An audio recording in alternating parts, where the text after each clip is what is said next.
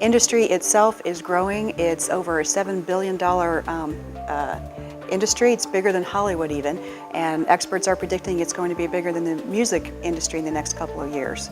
So the industry is growing, and with that there's been an explosion of jobs that are available. The game studios report that they have a shortage of qualified workers, can't find enough in all areas: game design, game programming, art and animation. I have a bachelor's in media arts and animation with an emphasis on game design. I worked for logo-centric games, where I started as basically a designer, writing some of the story backgrounds. It was a startup company. They were trying to get funding for a Christian video game, and I went from being just a writer on it to ending up producing. Right now we are using 3D Studio Max for our main modeling and animation program, also for rendering and special effects as it stands now.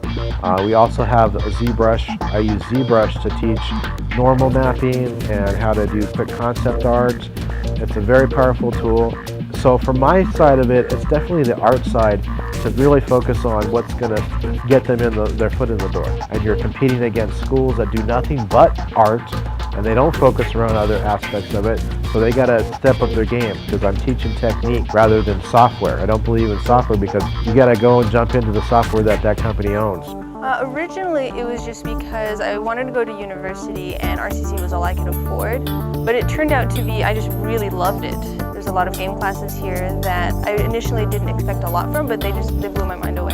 I started 2 years ago, and I was coming in to be an English major, and I took a class in game design, and it just seemed a lot better. I mean, I could do everything I wanted. I could write stories, I could work in programming, I could be creative and make money at it. Well, for a typical club meeting, we have a few breakups of the club. The club's a lot like, I would say, a business. It has a design team, it has programming team, it has art, we have music, and we have storyboard. That pretty much encompasses most of it. So we have a lead person in each of those areas, and we usually go and we break up the task each week for which every aspect we need to have them get done. So art, we need these sketches done, we need this concept art done. Programming, okay, we need to work on torque and figure out how to do the specific thing. So it's a very active club. The only thing is, if you just wanted to find out if this is your cup of tea, it's a very good way of testing that. I'm actually looking to transfer,